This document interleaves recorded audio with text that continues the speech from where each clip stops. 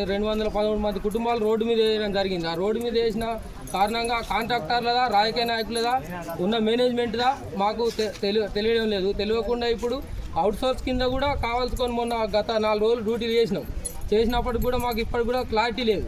ఏది ఏ సమస్య ఏంది అనేది మాకు అసలు అర్థమవుతలేదు. ఉన్న మందిని రోడ్డు మీద వేస్తారా, లేకపోతే ఏదో విధిగా డ్యూటీలోకి తీసుకుంటారా? కాకపోతే మేము రేపటి నుంచి పెద్ద ఎత్తున ధర్నా ఎన్టీపీసీ విభాగంలో గత 10 సంవత్సరాలుగా ప్రైవేట్ సెక్యూరిటీ గార్డుగా విధులు నిర్వహిస్తున్న మాకు 215 మందికి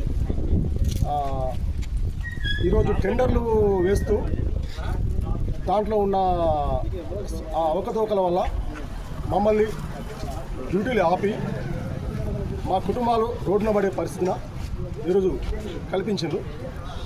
మాకు యథావిధిగా ఉన్న పోస్టులు 126 పోస్టులు, ఆ పోస్టులకు కానీ యథావిధిగా అదే పోస్టులను కొనసాగిస్తూ మమ్మల్ని తిరిగి విధులకు తీసుకోవాలని, మాకు తగిన న్యాయం చేయాలని మా యొక్క ప్రైవేటు సెక్యూరిటీ గార్డుల అందరి తరఫున నా యొక్క విజ్ఞప్తి.